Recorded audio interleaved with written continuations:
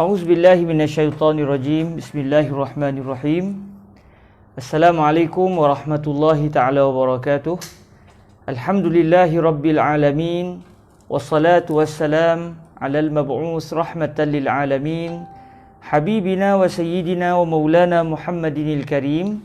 Wa ala alihi wa itratihi wa ashabihi ajma'in. Ashhadu an la ilaha illallah wahdahu la syarikalah. Wa ashhadu anna habibana wa sayyidana wa maulana Muhammadan abdullahi wa rasuluh wa safiyuhu min khalqihi wa habibuh addal amanah wa ballagha risalah wa nasaha al-ummah wa kashafallahu bihil ghummah.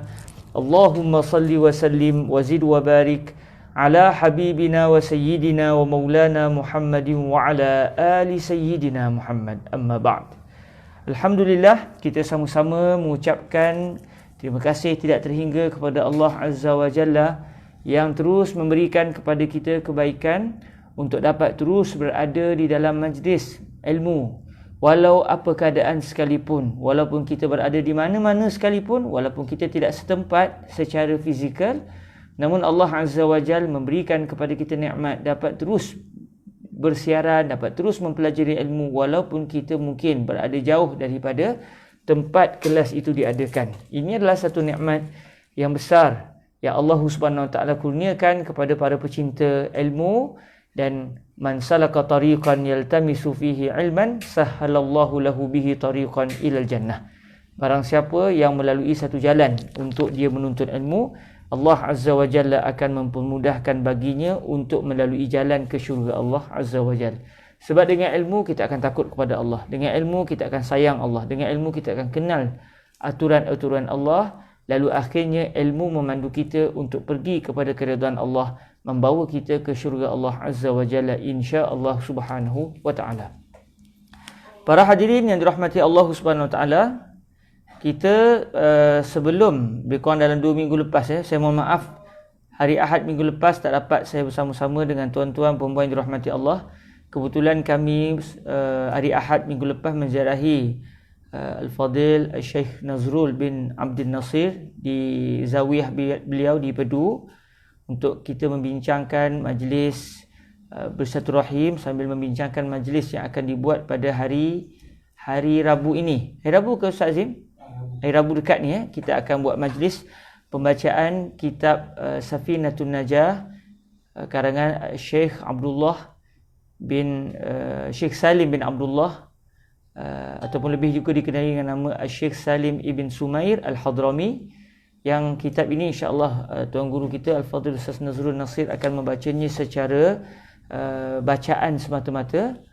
Mungkin beliau akan huraikan secara ringkas supaya yang mendengarnya dapat menerima kitab ini secara bersanad daripada sanad Syekh Nazrul kita sambung menyambung sampai kepada pengarang kitab Safinatun Najah, iaitu Al-Imam Al-Syekh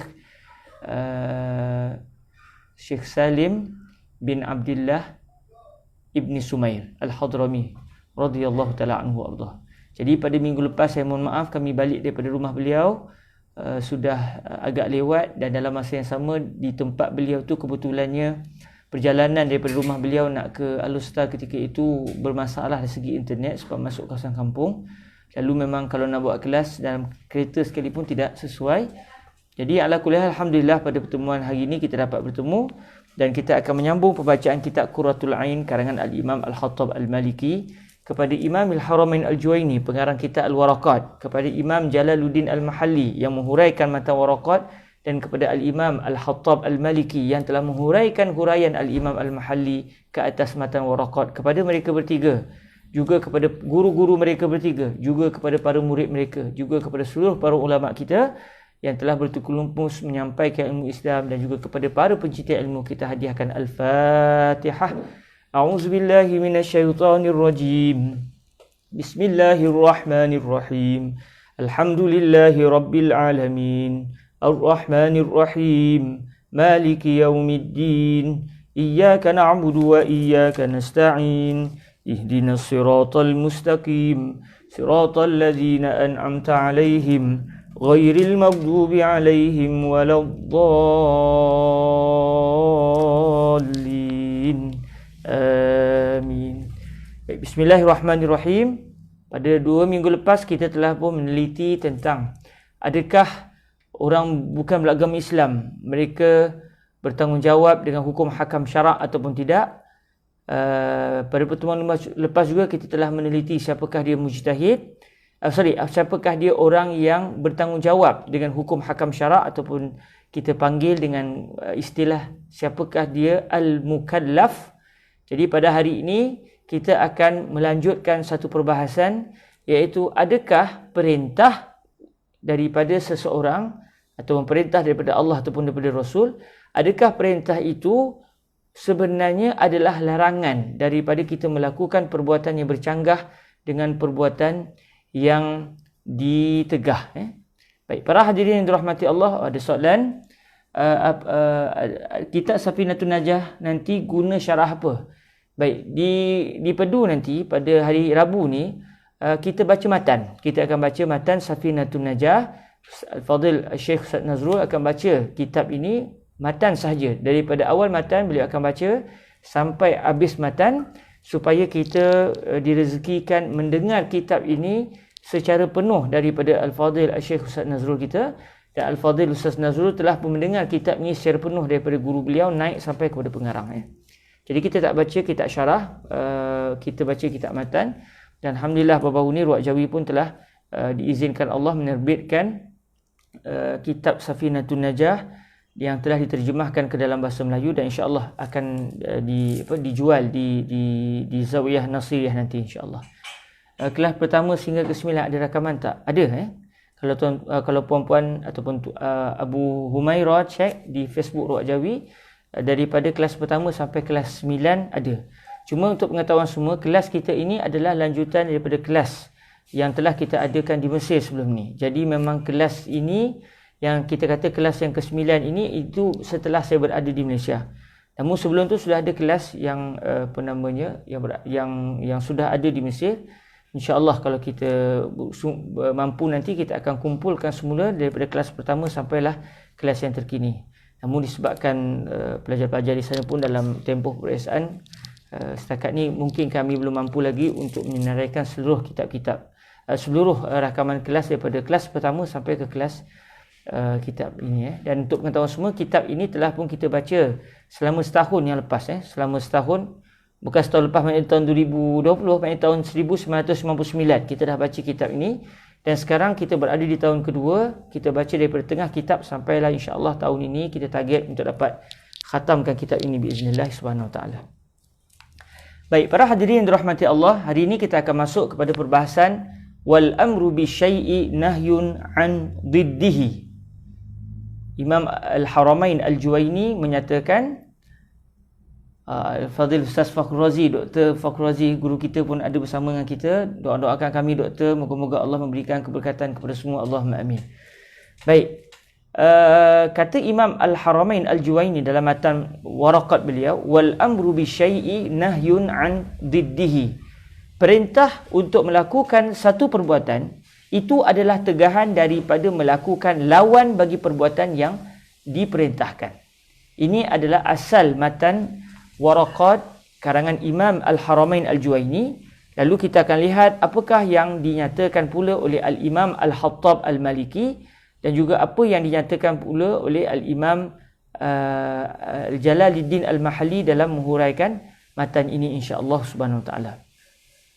Kita lihat apa kata Imam Al-Hattab Al-Maliki dalam beliau menghuraikan matan yang berbunyi wal amru bi syai'i nahyun an diddihi. Qala Sayyiduna Al-Imam Al-Hattab Al-Maliki radhiyallahu ta'ala anhu wa ardahu wa nafa'ana Allahu bi'ulumihi wa ulumi masyayikhihi wa talamizatihi wa qurra'i qurrati 'ainihi wa sa'iri musannafatihi wa syurrahiha Allahumma amin. Qala radhiyallahu ta'ala anhu wal amru nafsiyyu. Jadi kalau ikut matanya wal amru bisyai', lalu Imam Al-Hattab datangkan satu huraian iaitu an-nafsi. Jadi kita akan lihat apakah yang diinginkan oleh beliau. Wal amru nafsiyyu bi syai'i nahyun an diddihi.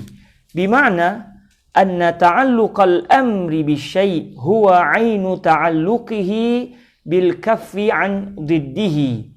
Wahidan kana diddu ka diddi sukun alladhi huwa taharruk أو أكثر كضد القيام الذي هو القعود والاتكاء والاستلقاء فالطلب له تعلق واحد بأمرين هما فعل الشيء والكف عن ضده فباعتبار الأول هو أمر وباعتبار الثاني هو نهي. Ini yang didatangkan oleh Imam Al-Khattab di peringkat awal dalam menghuraikan matan wal amru bisyai'i nahyun an diddihi. Baik, kata Imam Al-Khattab dalam beliau menghuraikan matan, perintah yang bersifat nafsi. Perintah yang bersifat nafsi ataupun sebahagian kitab menyebut an-nafsani wal amrun nafsi, dan sebahagian kitab-kitab lain menggunakan kalimah wal amru an-nafsani. Jadi di sini kita perlu fahami bahawa perintah untuk seseorang melakukan sesuatu perbuatan, biasanya kita faham perintah itu adalah perintah secara lisan, perintah dengan maksud arahan yang didengar bunyinya.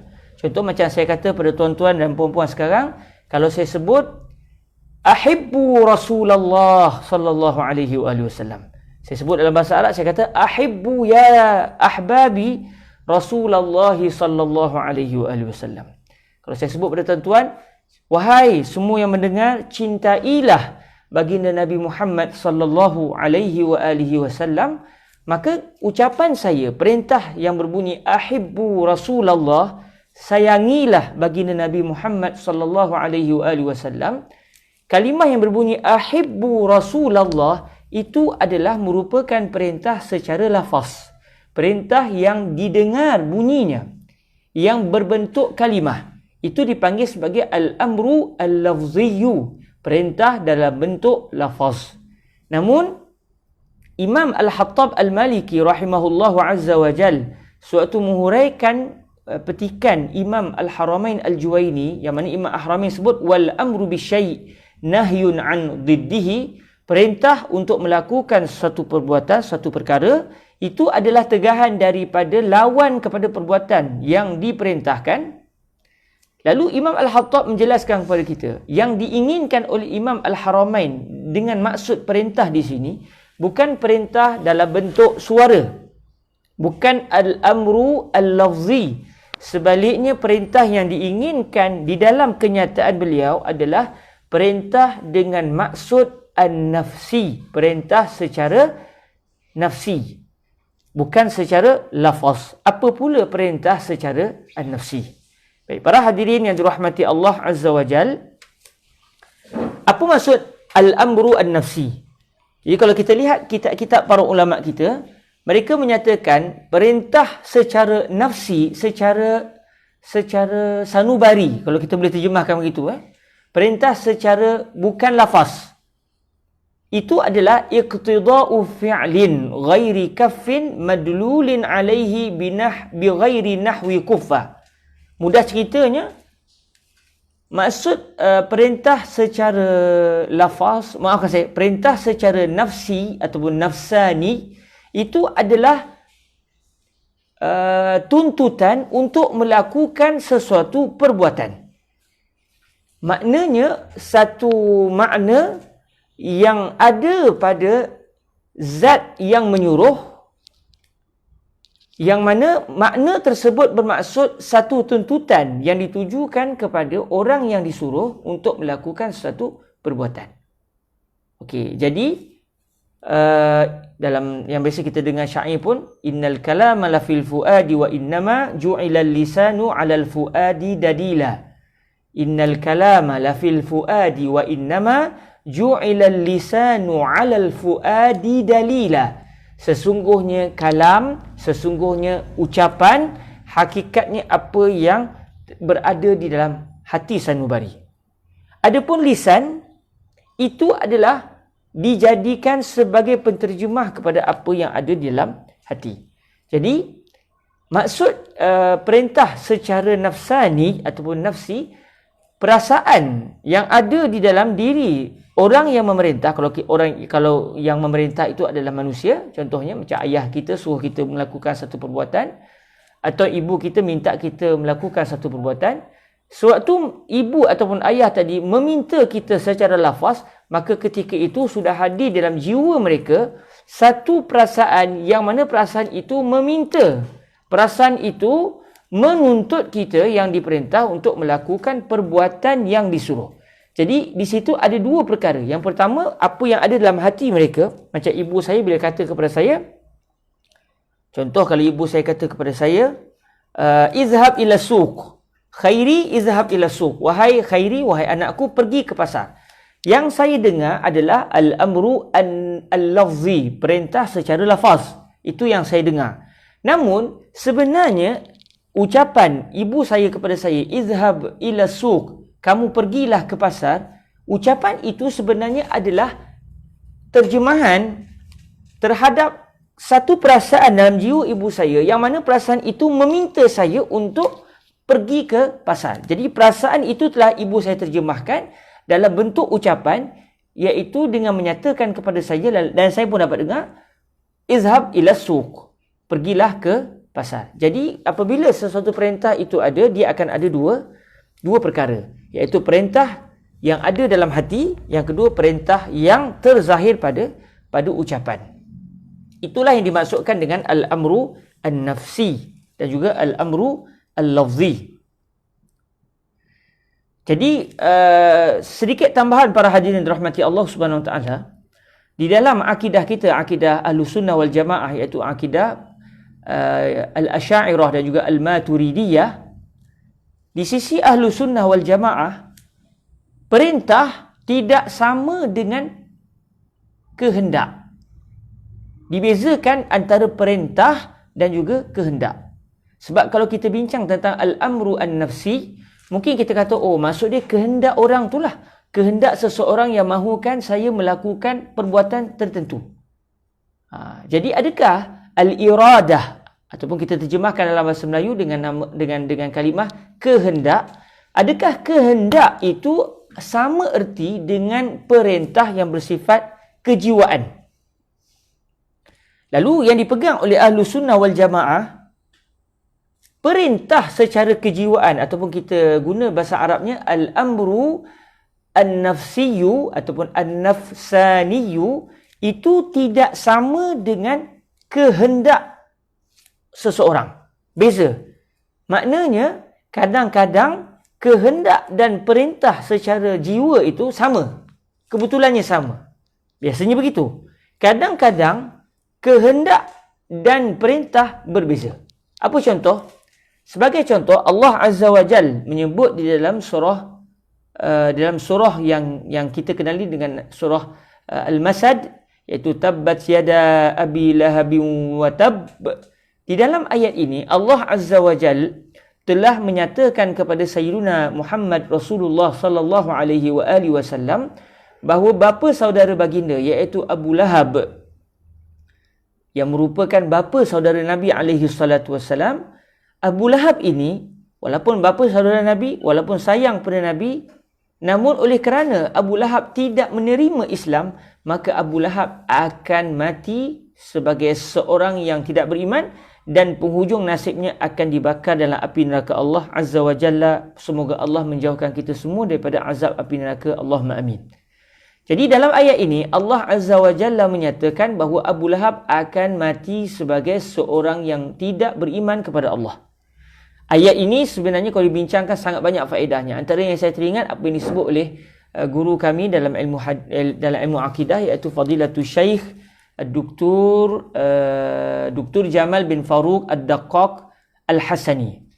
Menurut Fadilatul Syekh Dr. Jamal Faruq Ad-Daqqaq, ayat tabbat yada abi lahabin wa tab sampailah akhir surah ini, itu adalah di antara mukjizat yang membuktikan kebenaran Nabi Muhammad sallallahu alaihi wasallam, iaitu Allah Taala telah pun mendedahkan kepada baginda dan kepada orang Mekah ketika itu, sama ada kepada yang beriman atau yang tidak beriman, bahawa Abu Lahab sampai mati tak akan masuk agama Islam. Sampai mati dia tidak akan memeluk agama Islam. Dan akhirnya perkara ini berlaku. Jadi kata Syekh Jamal Faruq Ad-Daqqaq Al-Hasani, kalaulah ada orang mendakwa Al-Quran itu adalah ciptaan Nabi alaihi salatu wassalam, lalu sebenarnya kalaulah ciptaan itu ciptaan Nabi, Quran ini ciptaan Nabi, nescaya Abu Lahab sewaktu mendengar surah ini, dia akan memalukan Nabi alaihi salatu wassalam dengan menyatakan, oh, kamu kata saya tak masuk Islam Kamu dakwa saya sampai mati tak masuk Islam Baik, saya nak buktikan kamu dusta, saya nak masuk Islam sekarang. Dan beliau boleh mengucap 2 kalimah syahadah, dan ini akan menafikan apa yang telah disebut dalam surah ini. Maknanya, orang musyrik ketika itu mereka berusaha keras untuk memikirkan bagaimana cara untuk membuktikan bahawa Quran bukan daripada Allah. Mereka ingin buktikan konon-kononnya Nabi Muhammad seorang pendusta. Lalu mereka kata macam-macam, Quran ni sihir lah, apalah. Namun mereka tidak menyumpai jawapan yang betul-betul konkret menunjukkan Quran bukan daripada Allah Azza wa Jalla. Tapi mereka terpaksa buatlah apa alasan sekalipun agar orang tidak menerima agama Islam. Jadi kata Syekh Jamal Farouk Ad-Daqqaq Al-Hasani, kalaulah Al-Quran ini bukan kalam Allah, sebaliknya ciptaan Nabi alaihi salatu wassalam, nescaya Abu Lahab akan terfikir untuk menunjukkan kepada orang ramai betapanya Nabi Muhammad sallallahu alaihi wasallam ni bukan Rasulullah. Mereka nak buktikan yang konon-kononnya Nabi ni seorang pendusta dengan menyatakan, okey, kamu dakwa saya tak akan masuk Islam, sekarang saya masuk Islam. Kalau beliau masuk Islam, ini membuktikan bahawa konon-kononnya Nabi adalah seorang yang dusta. Sebab Nabi kata Abu Lahab tidak akan masuk Islam, dan dia telah masuk Islam, maka dia telah berjaya mendustakan Nabi alaihi salatu wassalam. Namun oleh kerana ia adalah firman Allah, yang Allah Maha mengetahui apa yang telah berlaku, sedang berlaku dan bakal berlaku sampai ke hari kiamat, maka Allah dengan ilmunya yang maha luas mengetahui bahawa Abu Lahab memang tak akan masuk Islam. Lalu Allah mendedahkan kepada Rasulullah membacakan kepada kaum muslimin dan juga kepada musyrikin Makkah ketika itu, dan terus dibaca ayat ini sampai ke akhir zaman, yang semenjak zaman hidup Abu Lahab lagi, Allah telah menyatakan Abu Lahab tak akan sesekali masuk agama Islam. Ini bukti, kata Syekh Jamal Farouk, bukti kebenaran betapa Al-Quran betul-betul daripada Allah dan benar-benar Nabi SAW utusan Allah. Kerana tidak ada seseorang pun yang tahu apa yang bakal berlaku. Bila Nabi menyatakan perkara yang bakal berlaku, ini menunjukkan Nabi menyatakan daripada Allah yang maha mengetahui. Jadi kata para ulama Ahlu Sunnah, kita balik kepada isu Al-Amru An-Nafsani, kata Ahlu Sunnah wal Jamaah, adakah Allah Azza wa Jal mahu Abu Lahab masuk Islam? Maksudnya berkehendak untuk Abu Lahab masuk Islam? Dalam ayat ini Allah tidak mahu, maksudnya tidak berkehendak untuk menjadikan Abu Lahab sebagai seorang yang memeluk agama Islam. Namun maksudnya iradatullah taqtadi adam iman Abi Lahab. Kehendak Allah adalah Abu Lahab tak akan masuk Islam. Dalam masa yang sama, adakah Abu Lahab diperintahkan untuk masuk Islam? Ya, kerana semua manusia, sebagaimana yang telah kita bincangkan dalam pertemuan yang lepas, semua manusia, tak kira Muslim, tak kira bukan Muslim, mereka dipertanggungjawabkan, diperintahkan untuk memeluk agama Islam. Jadi Abu Lahab, dia diperintahkan untuk memeluk agama Islam. Namun Allah mentakdirkan dia tidak memeluk agama Islam. Jadi Allah tidak mahukan Abu Lahab masuk Islam, kerana Allah mengetahui bahawa Abu Lahab tak nak masuk Islam. Lalu Allah pun menginginkan untuk Abu Lahab tidak memeluk agama Islam. Dalam masa yang sama, Abu Lahab diperintah untuk memeluk agama Islam. Jadi, innahu ma'murun bil iman wa ma'azalika fa innallaha la yurid an yakuna Abu Lahab mu'mina. Allah mahu Abu Lahab tak jadi orang Islam. Dalam masa yang sama, Abu Lahab diperintahkan untuk menjadi seorang Muslim. Jadi ketika itu berlakulah dua perkara, iaitu iradah, iaitu kehendak Allah, dan satu lagi al-amru, perintah di sisi Allah Azza wa Jal yang meminta manusia semuanya menyembah Allah. Jadi ketika itu kita dapat lihat contoh yang jelas, Allah mahukan sesuatu, dalam masa yang sama benda yang dimahukan oleh Allah bercanggah pula dengan perintah Allah Azza wa Jal. Jadi ini menunjukkan bahawa iradah berbeza dengan al-amru an-nafsi. Okay, dia perbahasan kita hari ini kebetulan dia berkait sikit dengan ilmu akidah. Okey, sebenarnya kalau kita faham perkara ini, kita akan tahu mengapa orang bukan Islam tak masuk Islam. Kenapa orang ni mati dalam keadaan tak beragama Islam? Adakah ini menunjukkan Allah redha untuk dia memeluk agama selain daripada agama Islam? Sebab kalau Allah mahu, Allah boleh ubah kun fayakun. Jadi dalam memahami di sana ada perbezaan di antara perintah dan kehendak, maka dia akan terjawab. Sebab Allah Azza wa Jal tidak menzalimi para hambanya. Apabila seseorang itu ditakdirkan untuk tidak memeluk agama Islam, bukan maksudnya Allah memaksa dia untuk tidak memeluk agama Islam. Bukan maksud dia dia nak masuk Islam tapi Tuhan tak bagi masuk Islam. Bukan begitu. Sebaliknya Allah yang maha mengetahui telah mengetahui semenjak dia diwujudkan lagi bahawa dia akan memilih satu keputusan, iaitu dia tidak mahu memeluk agama Islam. Macam Abu Lahab. Allah dah tahu dah semenjak azali lagi. Semenjak sebelum diciptakan langit dan bumi lagi. Sebelum wujudnya manusia lagi. Yang ketika itu tak ada langsung makhluk. Allah dah tahu bahawa Abu Lahab satu hari nanti apabila Nabi SAW menyebarkan agama Islam, dia akan menolak agama Islam. Jadi Allah mengetahui bahawa Abu Lahab tak nak masuk Islam.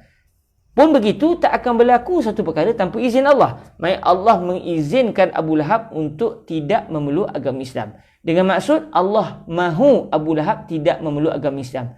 Tapi salahkah Allah? Tidak. Siapa yang salah? Abu Lahab. Kerana dia yang tidak mahu memeluk agama Islam. Cuma sebagai seorang makhluk, sebarang keinginan kita tidak akan berlaku kalau tidak dengan izin Allah. Namun keizinan Allah, iradah Allah itu bukan menunjukkan Allah redha. Buktinya Allah tidak akan redha dengan kekufuran sama sekali.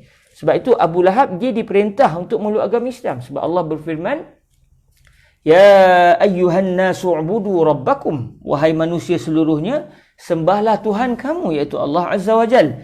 Maksudnya dia diperintah untuk memeluk agama Islam. Namun secara takdirnya dia tidak memeluk agama Islam sebab dia sendiri yang tak nak masuk Islam. Sedangkan dia dah tahu kebenaran Islam, dia sendiri tak nak masuk Islam. Lalu Allah mengizinkan perkara itu berlaku, maka dia iaitu Abu Lahab akan bertanggungjawab di atas pilihannya. Sama juga dengan maksiat. Kenapa orang ni buat maksiat? Bukankah seorang itu tak akan mampu buat maksiat kalau tidak dengan izin Allah? Betul. Kalau satu orang nak buat maksiat, kalau Allah tak izinkan, dia tak akan mampu nak buat. Dia nak pergi curi contoh satu kedai, kalau Allah tidak mahu perkara itu berlaku, maka akan tergendalalah rancangan orang tadi untuk mencuri. Dia nak pergi curi, tiba-tiba dia kena belah dengan kereta. Dia pun kena langgar dengan kereta, patah kaki, tak boleh nak mencuri. Jadi tidak berlakulah jenayah curi itu. Pun begitu, adakah kalau dia berjaya mencuri, maksud dia Allah sudah mengizinkan dia mencuri dengan maksud Allah mahu dia mencuri. Mahu dengan maksud bukan redha, bukan mahu dengan maksud redha. Allah mengizinkan dia melakukan perbuatan tersebut. Namun kalau perbuatan yang dia lakukan itu berdosa, dia akan dibalas dengan api neraka. Maka apabila seseorang mahu melakukan maksiat dan akhirnya berlaku maksiat tersebut, tahulah kita Allah maha mengetahui bahawa orang tadi semenjak daripada dulu lagi Allah dah tahu memang si fulan ni mahu melakukan maksiat. Kemudian Allah mengizinkan perkara itu berlaku, akhirnya berlakulah perbuatan maksiat tersebut. Bila perbuatan maksiat itu telah berlaku, adakah Allah bersalah? Tidak. Wa ma rabbuka bizallamin lil abid. Tidaklah Tuhanmu itu melakukan kezaliman kepada para hambanya. Maksud dia, yang bersalah siapa? Yang memberikan keizinan atau yang memilih? Yang memilih nak buat maksiat siapa? Allah tak pernah paksa kita nak buat maksiat. Kita sendiri, bukan kita, orang itu sendiri yang mahu melakukan maksiat. Apabila orang itu mahu melakukan maksiat, dia yang nak, dia yang berusaha nak buat maksiat. Makanya setelah diizinkan perkara itu berlaku, berlakulah maksiat. Maka orang itu akan disoal di akhirat kelak, dipertanggungjawabkan kerana dia yang memilih untuk melakukan maksiat. Adapun Allah sebagai Tuhan, Allah Ta'ala tidak memaksa kita dengan maksud Allah tidak menjadikan perbuatan kita ini tidak boleh dipilih. Kita berhak pilih. Nak buat baik pun silakan, nak buat jahat pun silakan.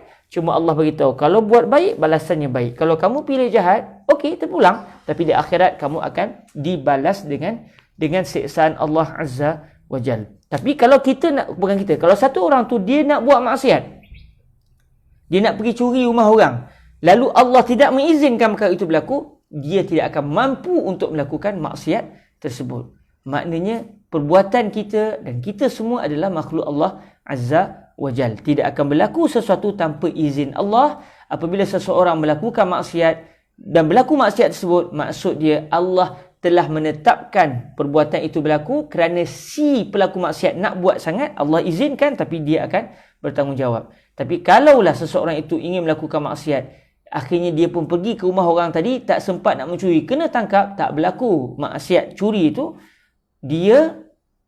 ini bermaksud Allah tidak mahu perbuatan kecurian itu berlaku pada waktu itu. Pun begitu, dia tetap dipertanggungjawabkan kerana dia sudah bulat tekad untuk melakukan jenayah tersebut. Dia akan bertanggungjawab kepada Allah, kenapa kamu sampai tergamak melakukan semua proses untuk memastikan kecurian itu berlaku. Maknanya, kalau sekadar lintasan hati, teringin nak buat maksiat lah, itu tidak lagi dikira oleh Allah dari sudut dosa. Namun kalau dah, okey kita rancang elok, jom kita pergi, takdir Allah Ta'ala kena tangkap. Orang itu berdosa kerana dia sudah memilih untuk melakukan maksiat. Okey, satu soalan daripada sahabat kita Fatul Bari, Ustaz nak tanya, adakah kita ini dan usaha dan ikhtiar pada sudut hakikat? Adakah kita ini ada usaha dan ikhtiar pada sudut hakikat? Dengan maksud mungkin saya faham soalan ini, maksud dia, adakah semua yang kita inginkan itu boleh berlaku tak kalau tidak dengan izin Allah? Hakikatnya tak akan berlaku satu perkara tanpa izin Allah. Sebab itu sebahagian ulama menyatakan kebaikan dan juga kejahatan semuanya adalah daripada Allah. Dengan maksud, kebaikan itu tak akan berlaku kalau tidak dengan izin Allah. Sesuatu kejahatan juga tidak akan berlaku dengan maksud tidak akan berlaku kalau tidak diizinkan Allah. Namun apabila itu satu kebaikan, Allah yang telah melorongkan kepada orang yang ingin melakukan kebaikan agar melakukan kebaikan. Adapun orang yang melakukan maksiat, walaupun hakikat maksiat itu daripada Allah, dengan maksud Allah telah pun membenarkan, mengizinkan. Walaupun Allah tidak redha, Allah mengizinkan perkara itu berlaku. Namun yang bersalah bukan Allah, kerana yang ingin melakukan maksiat hakikatnya adalah orang yang inginkan maksiat tersebut. Wallahu ta'ala a'la wa a'lam. Ustaz Azim, ada power bank?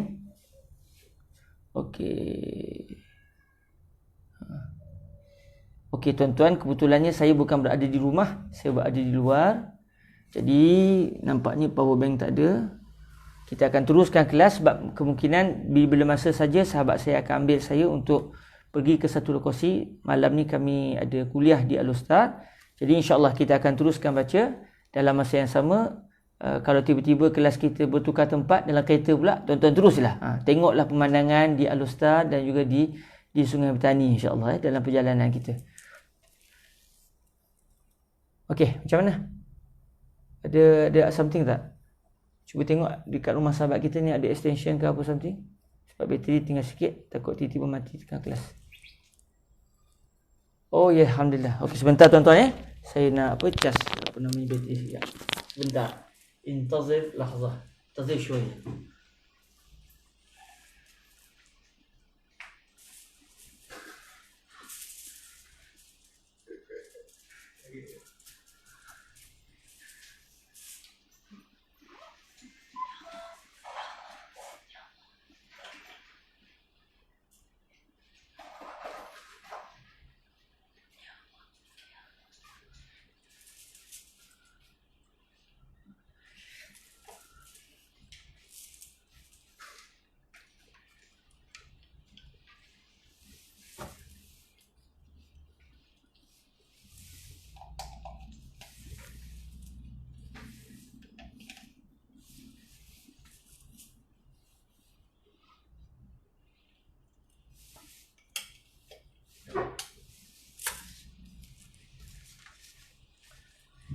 Bismillah.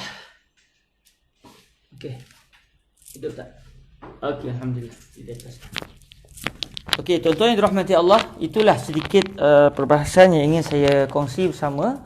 Walaupun ia bukan perbahasan ilmu usul fiqh, tapi sekarang kita membicarakan perkara yang berkait sedikit dengan ilmu akidah dan ia juga satu perkara yang penting untuk kita ketahui.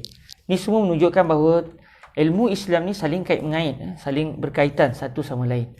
Baik, kita balik kepada perbahasan kita.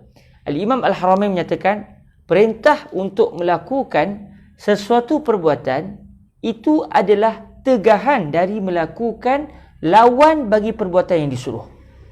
Jadi tahulah kita maksud perintah terhadap satu perkara yang menjadi lawan kepada satu perkara yang diperintahkan ataupun larangan daripada melakukan perbuatan yang dilarang. Lawan bagi perbuatan yang disuruh. Perintah yang dimaksudkan adalah perintah secara nafsi. Perintah secara nafsi, bukan perintah secara lafzi. Nanti kita akan tengok bagaimana pula sekiranya perintah secara lafzi. Contoh, adakah sebila saya kata pergilah ke kedai, itu maksudnya tegahan daripada pergi ke rumah sahabat saya? Jadi kita akan tengok kita akan tengok perbahasan ini selepas ini, insya-Allah azza wajal. Ada satu lagi soalan yang berkait dengan perbahasan tadi.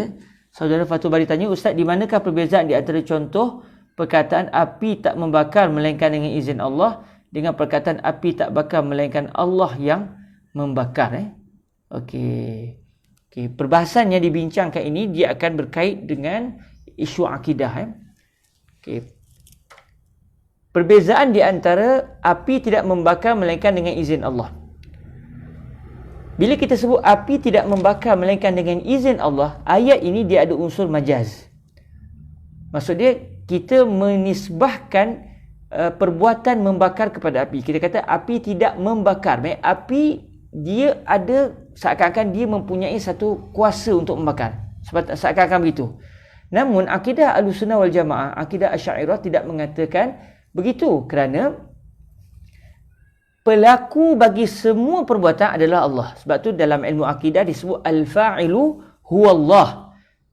Yang melakukan sebarang perbuatan itu hakikatnya adalah Allah Azza wa Jalla. Sebab tu dalam Al-Quran disebut wa ma ramaita idh ramaita walakinallaha rama. Tidaklah anda wahai Nabi sewaktu anda melemparkan anak panah. Ketika anda melemparkan anak panah itu, maksudnya anda telah melakukan perbuatan melemparkan anak panah. Tidaklah anda melemparkan anak panah ketika anda melemparkan anak panah, melainkan sebenarnya yang melempar anak panah adalah Allah Azza wa Jal. Jadi subhanallah, dalam ayat ini Allah ingin menyatakan kepada kita, tidak salah untuk kita menisbahkan satu perbuatan kepada makhluk. Contoh, Allah jelas menyatakan, tidaklah anda wahai Nabi sewaktu anda melemparkan anak panah. Nabi melakukan perbuatan Nabi maksudnya melemparkan anak panah dalam contoh ni. Pun begitu, Allah juga menyatakan, tidaklah anda wahai Nabi sewaktu anda melempar, melainkan hakikatnya Allah sebenarnya melempar. Maksudnya apa? Adakah Allah masuk dalam badan Nabi?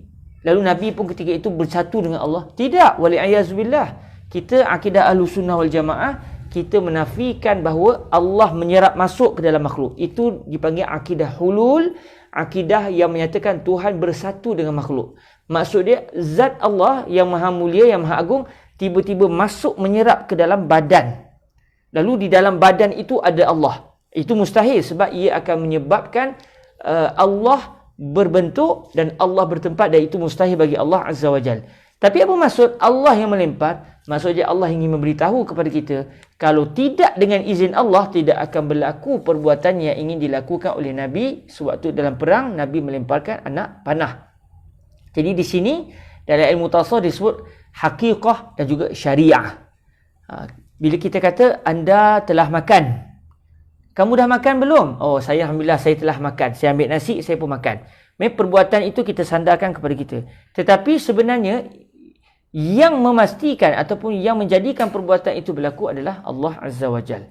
Jadi di sana ada haqiqah, di sana ada syariah. Bila kita kata api membakar, maksud dia secara majaz, bukan secara hakikat. Maknanya secara mata kasar kita nampak api itu yang membakar kertas, membakar rumput. Tetapi hakikatnya, kalau tidak dengan izin Allah, nescaya tidak akan terbakar benda yang dibakar tersebut. Jadi sebenarnya bila kita kata api tidak membakar melainkan dengan izin Allah, menisbahkan perbuatan bakar kepada api itu adalah majaz. Kalau kita sebut api dah bakar, api telah pun membakar rumah, adakah maksud dia telah kafir dan sebagainya? Tidak, kerana dia sebut itu secara majaz. Pun begitu, bila kita sebut api tidak membakar melainkan dengan izin Allah, sebenarnya ia hampir dekat dengan kenyataan api tidak membakar melainkan Allah yang membakar. Sebenarnya mudah ceritanya, hakikatnya api tidak memberi kesan. Fataksiru laisa illa. lillahi azza wa jalla. Sesungguhnya yang memberi bekas dan kesan hanyalah Allah. Pun begitu, kita kata, oh hujan dah turun ni. Hujan telah pun menumbuhkan tumbuh-tumbuhan. Kenyataan ini tidak dianggap salah kerana kenyataan ini keluar secara majaz. Kerana secara adatnya disebabkan hujan, tumbuh-tumbuhan pun tumbuh. Jadi sebenarnya bila orang kata, oh ubat ni menyembuhkan penyakit, ucapan ini apabila keluar dari seorang Muslim, kita tak kata dia telah terkeluar dari agama Islam. Sebab mana-mana orang Muslim pun, dia beriktikad dalam hati dia, makhluk tidak memberi kesan. Yang memberi kesan dan manfaat serta mudarat hanyalah Allah Azza wa Jalla. Jadi kalau kita nak sebut api tidak membakar melainkan dengan izin Allah, betul? Api tak bakar melainkan Allah sebenarnya yang bakar, juga betul. Kalau kita kata api telah membakar, juga betul. Sebab setiap satu itu kita pandang dari satu sudut yang dimensi yang lain, dan setiap dimensi itu tidak salah. Tapi kalau orang bukan Islam, mungkin dia beriktikad api itu yang berkuasa. Yang ni bukan akidah kita, akidah Ahlussunnah wal Jamaah. Baik. Apa maksud wal amru nafsi bi syai'i nahyun 'an diddih? Imam Al-Hattab menyatakan, bimakna, maksudnya kenyataan wal amru bi syai' nahyun 'an diddih. Maksudnya al amru nafsi nahyun 'an diddih. Apa maksud dia? Anna ta'alluqal amri bi syai' huwa 'ainu ta'alluqihi bil kaffi 'an diddihi. Maksud dia, kata Imam Al-Hattab Al-Maliki rahimahullahu azza wa jal, ikatan perintah dengan sesuatu perbuatan. Beliau menggambarkan seakan-akan perintah itu seumpama macam tali. Ni contoh lah, tak nampak pun. Bila Ustaz Hazim suruh saya mandi, contoh, Ustaz pergi mandi Ustaz, bukannya keluar daripada mulut Ustaz Hazim tali, kan? Tak ada. Cuba digambarkan macam seakan-akan ada satu benda yang mengikat satu perbuatan. Maksudnya bila satu perintah dikeluarkan, perintah itu telah mengikat orang yang diperintah dengan perbuatan yang diperintah. Jadi kata Imam Al-Hattab, sesungguhnya ikatan perintah dengan perbuatan yang disuruh, tali yang mengikat itu, itulah sebenarnya juga tali yang sama yang mengikat orang yang disuruh dengan apa? Dengan meninggalkan lawan bagi perbuatan yang disuruh. Okey. Contoh bila saya kata kepada tuan-tuan semua, ayuhan nas, kulu. Wahai sahabat-sahabat semua, al-an kulu hadza ta'am. Wahai kawan-kawan semua, sekarang makanan yang di depan mata tuan-tuan ni, sila makan semuanya. Maka tuan-tuan ketika itu sudah diikat dengan satu perbuatan, iaitu kena makan. Tali yang mengikat tuan-tuan sampai tuan-tuan tak boleh nak pergi mana-mana, tak boleh nak bergerak ke tempat lain, seakan-akan tuan-tuan sudah dihambat, sudah diikat untuk tak boleh pergi mana-mana, melainkan mesti pergi kepada makanan yang sudah diikat dengan tuan-tuan tadi. Kata Imam Al-Hattab, tali yang sama juga sebenarnya adalah tali yang telah mengikat tuan-tuan daripada melakukan sebarang perbuatan selain daripada perbuatan makan. Disebabkan tali itu sudah ikat tuan-tuan dengan makanan, maka tuan-tuan sudah tidak lagi dapat melepaskan diri daripada tali itu untuk melakukan perbuatan-perbuatan lain. Sebab itu kata beliau, tali ataupun ikatan perintah untuk melakukan sesuatu perbuatan, itu jugalah tali yang sama jugalah yang telah mengikat orang yang diperintah daripada melakukan. Ikatan kita supaya meninggalkan perbuatan yang bercanggah dengan perbuatan yang disuruh. Pening sikit tapi sebenarnya dia, kalau kita fikir-fikir, dia sebenarnya mudah. Cuma bila main ilmu usul fiqh dalam perbahasan-perbahasan bersifat akal ini, kita akan berhati-hati dan kita ambil masa sikit, ambil nafas. Kalau ada teh, sambil-sambil minum teh untuk kita dapat memahami dengan baik. Sebelum saya nak lanjut, disebut kalimah didd, ad-diddu. Bila sebut kalimah ad-didd, dia ada satu perbahasan. Apakah dia ad-didd? Adakah ad-didd sama erti dengan naqid? Ini juga saya rasa perlu disentuh pada hari ini. Maknanya tajuk kita ni mungkin mengambil masa dalam 3 ke ke-4 majlis ataupun 2 ke 3 majlis untuk kita dapat selesaikan tajuk wal amru bi syai' nahyun an diddihi. Okey, ad-didd. Satu lagi kalimah an-naqid. Cuma dia tak sebut dalam matan tapi ia berkait dengan kalimah ad-didd. Apakah dia ad-diddu? Kita selalu terjemah didd maksud dia lawan. Wujud lawannya tiada. Makan lawannya minum, contoh. Berdiri lawannya duduk. Mati lawannya hidup. Biasanya kita terjemah ad-didd dengan maksud lawan. Naqid juga seakan-akan sama erti dengan didd secara bahasa. Namun di dalam ilmu usulul fiqhi, begitu juga dengan ilmu-ilmu yang lain, saya kira dibezakan di antara diddun dan juga naqidun.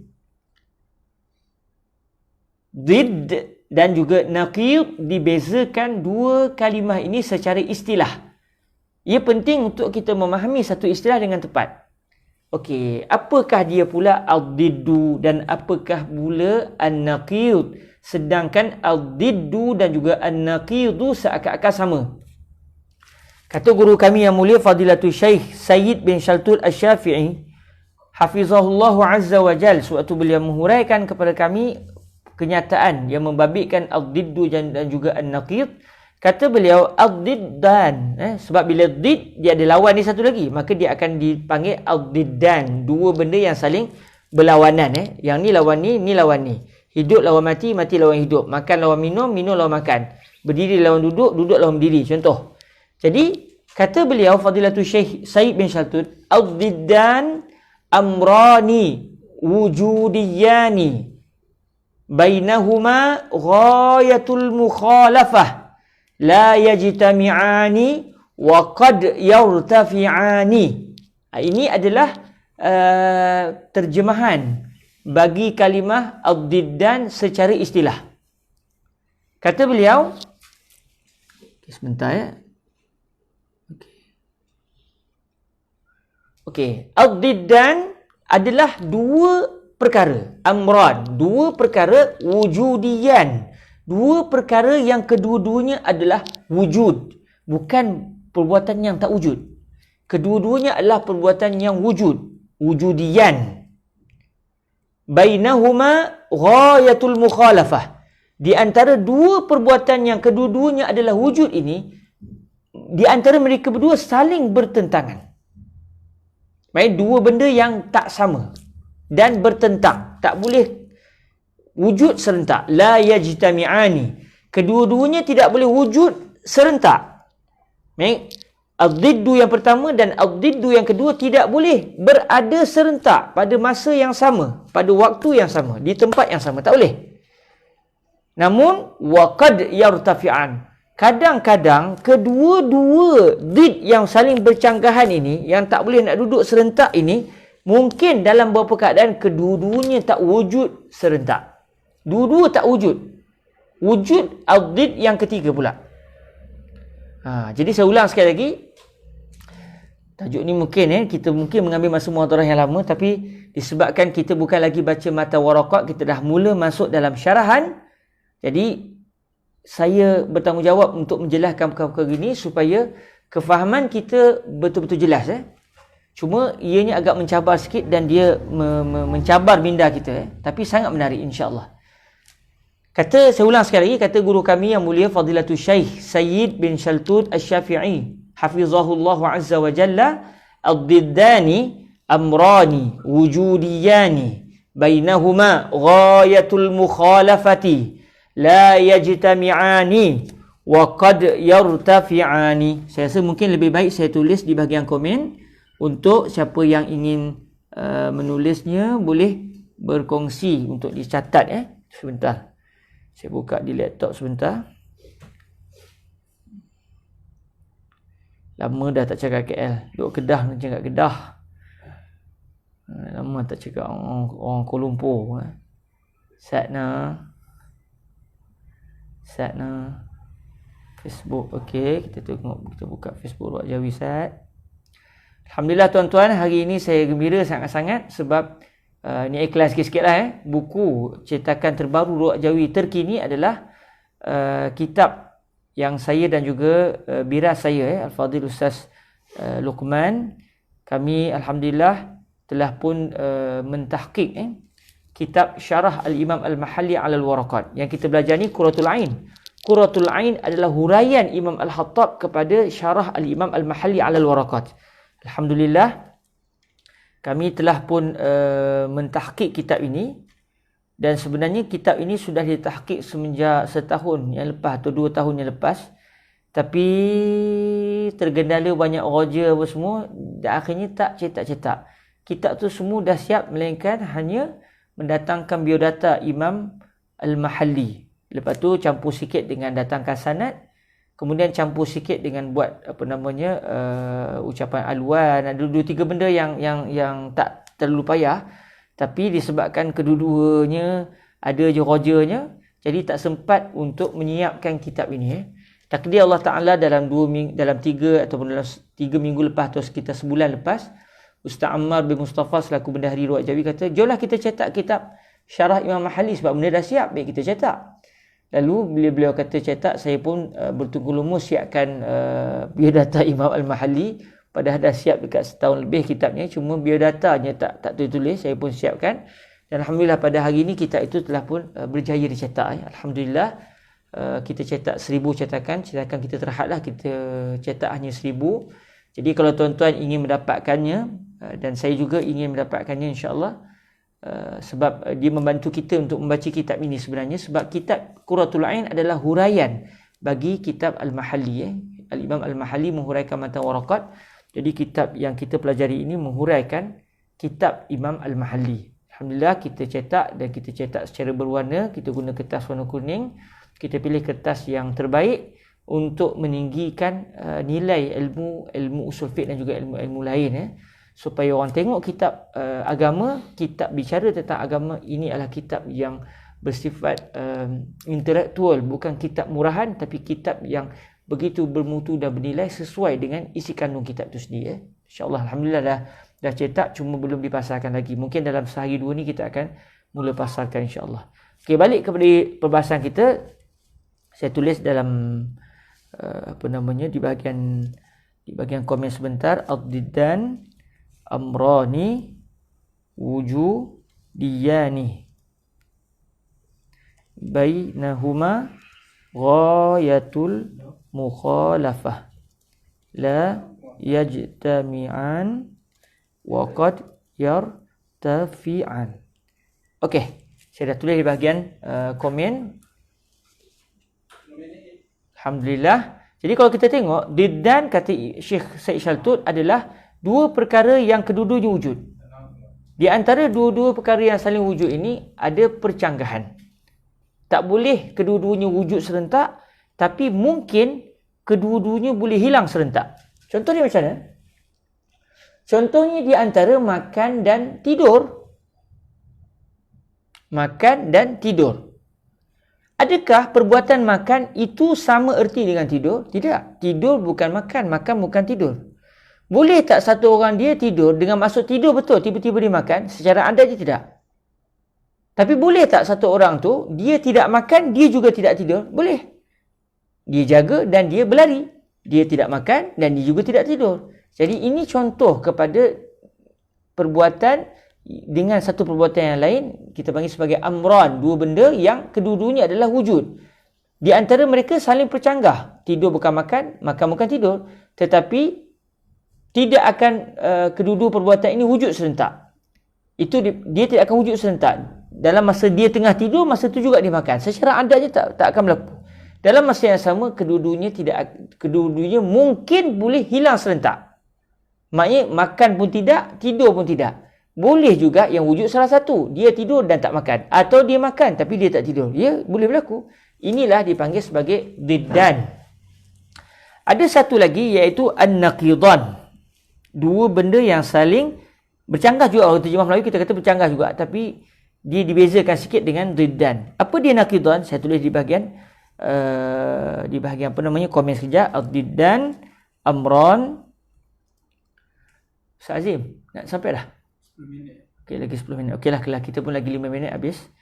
Amran ahaduhuma wujudiyun wal akharu adamiyun bainahuma ghayatul mukhalafah la yajtami'ani wa la yartafi'ani. Okey. Allah barik fikum. Terima kasih kepada semua para sahabat. Teacher saya pun tulis. Terima kasih teacher. Doakan moga-moga segala apa yang saya lakukan yang tak seberapa ini, kalaulah ada pahala, moga-moga akan pergi kepada semua guru-guru saya yang telah mendidik saya sampai ke hari ini. Antaranya teacher Norkiah saya, Puan Norkiah Ismail, yang merupakan teacher saya dalam bahasa Inggeris, yang banyak memberikan semangat kepada saya sewaktu saya di sekolah menengah dahulu untuk belajar dengan baik dan menjadi orang yang mampu memberikan khidmat yang terbaik kepada umat Nabi Muhammad sallallahu alaihi wasallam. Moga-moga adalah kebaikan yang Allah kira, moga-moga sampailah juga kepada teacher Norkiah dan juga seluruh guru-guru saya dan guru-guru kita semua. Allahumma amin. Amin. Baik, kita balik kepada tentang naqidan pula. Kalau tadi diddan, dua benda yang saling bercanggah, cuma kedua-duanya adalah wujud. Manakala naqidan, dua benda yang kedua-duanya saling bercanggah juga, tetapi salah satunya wujud, salah satunya tidak wujud. Maksudnya dia ada dua benda, satu wujud, satu tak wujud. Pun begitu, kedua-duanya saling bercanggah. Okey, dalam masa yang sama, kedua-duanya tidak akan wujud serentak, dan dalam masa yang sama, kedua-duanya tidak akan hilang serentak. Contoh apa? Contoh kalau saya datangkan makan dan tidak makan. Makan, perbuatan makan dengan perbuatan tidak makan. Makan dan tidak makan itu saling bercanggah. Makan, tak makan, bercanggah. Dia bukannya makan adalah tidak makan, tidak makan adalah makan, tak betul. Makan dan tidak makan bercanggah. Bukan bercanggah, dia bercanggah begini. Dia tak sama.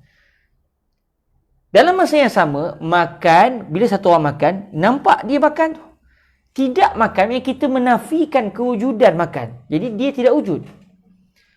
Pun begitu, boleh tak makan dan tidak makan wujud serentak? Saya kata, tuan-tuan, alhamdulillah, pada pukul 3.30 tadi, saya telah makan dan saya juga dalam masa yang sama tidak makan.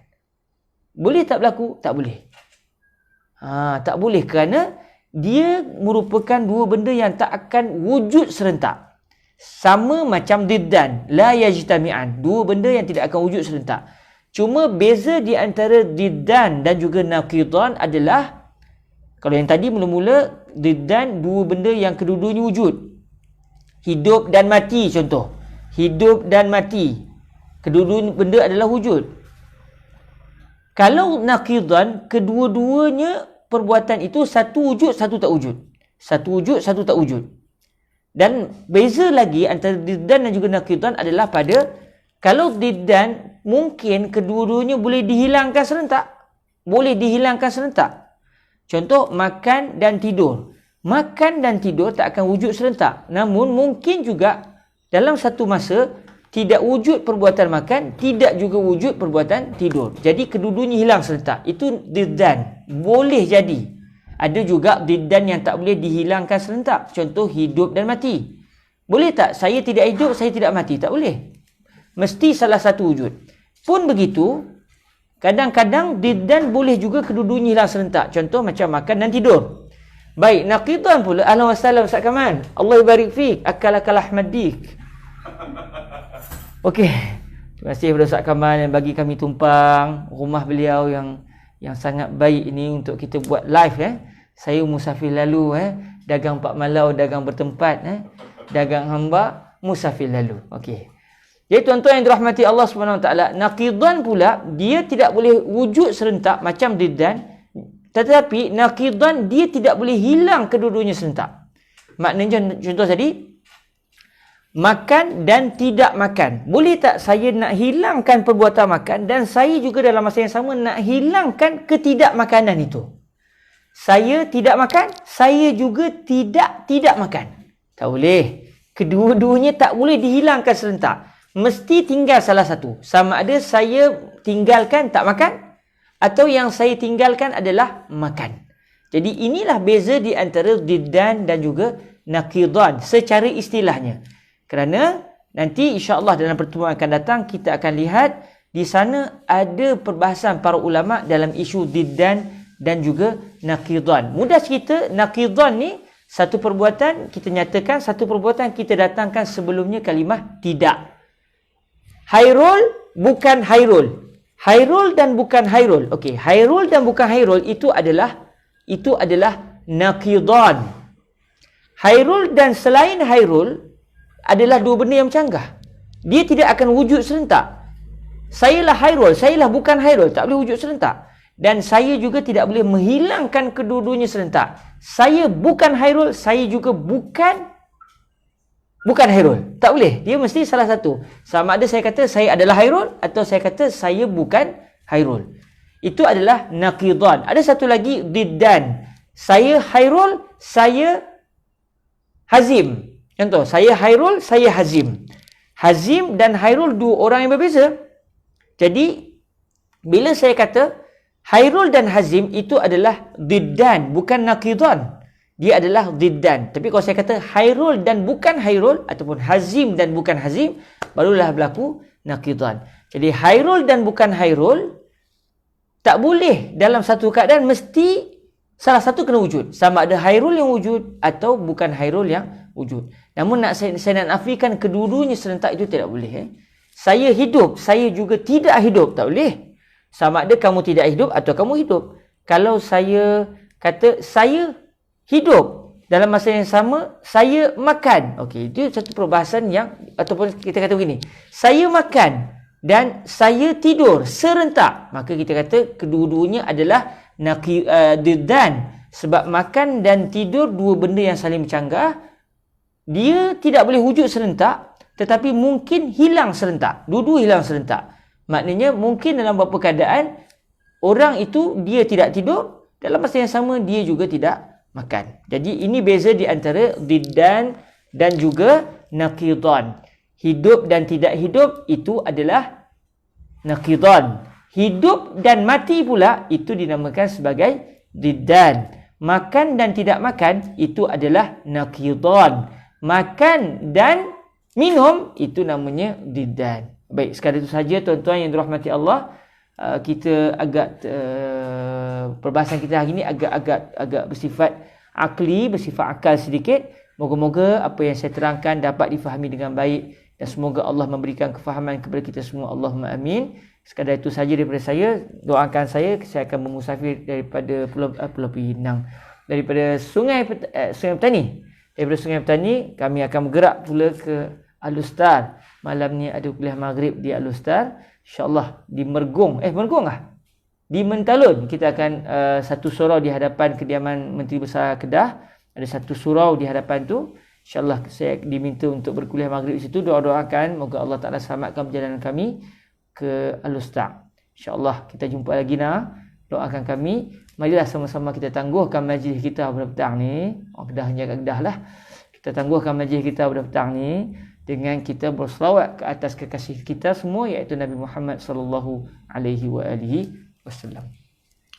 Allahumma salli afdala salatin ala as'adi makhluqatika sayyidina Muhammadin wa ala alihi wa sahbihi wa sallim adada ma'lumatika wa midada kalimatika kullama ذكرك الذاكرون وغفل عن ذكره الغافلون اللهم صل أفضل صلاة على أسعد مخلوقاتك سيدنا محمد وعلى آله وصحبه وسلم عدد معلوماتك ومداد كلماتك كلما ذكرك الذاكرون وغفل عن ذكره الغافلون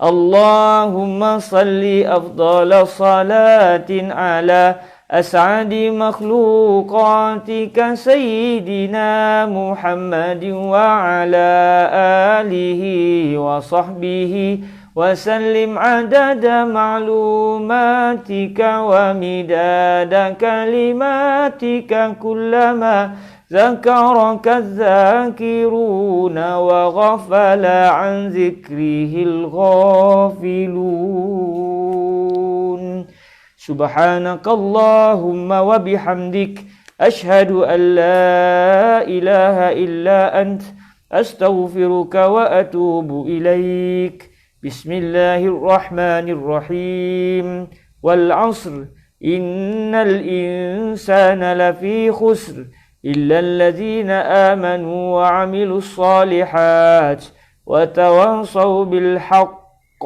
وتواصوا بالصبر وجزاكم الله خيرا أقول قولي هذا وأستغفر الله لي ولكم السلام عليكم ورحمة الله وبركاته